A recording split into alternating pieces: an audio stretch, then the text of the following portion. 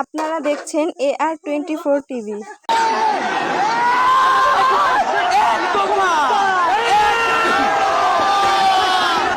আমরা আজকে এক দফার দাবিতে আজকে এখানে হাজির হয়েছি এবং আমরা জীবনের নিরাপত্তা, বাংলাদেশের মানুষের জীবনের নিরাপত্তা, সমাজের ন্যায় বিচার প্রতিষ্ঠার জন্য আমরা এক দফার সিদ্ধান্তে উপনীত হয়েছি।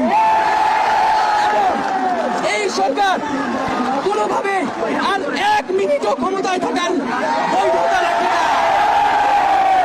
এবং আমরা এমন একটি বাংলাদেশ গঠন করতে চাই, এমন একটি রাজনৈতিক বন্দোবস্ত তৈরি করতে চাই যেখানে আর কখনোই কোন ধরনের স্বৈরতন্ত্র, কোন ধরনের ফ্যাসিজম ফিরে আসবে না। আমরা সেই এক দফার উদ্দেশ্যে আমাদের এক দফাটি হলো শেখ হাসিনা সহ এই সরকারের পতন এবং ফ্যাসিবাদের বিলোপ এবং শেখ হাসিনা এবং এই সরকারের লুটপাট, গণহত্যা সহ দুর্নীতি সহ সকল কিছুর বিচার নিশ্চিত এবং আগের সকল হত্যা, গুম, নিপীড়নেরও বিচার করা হবে।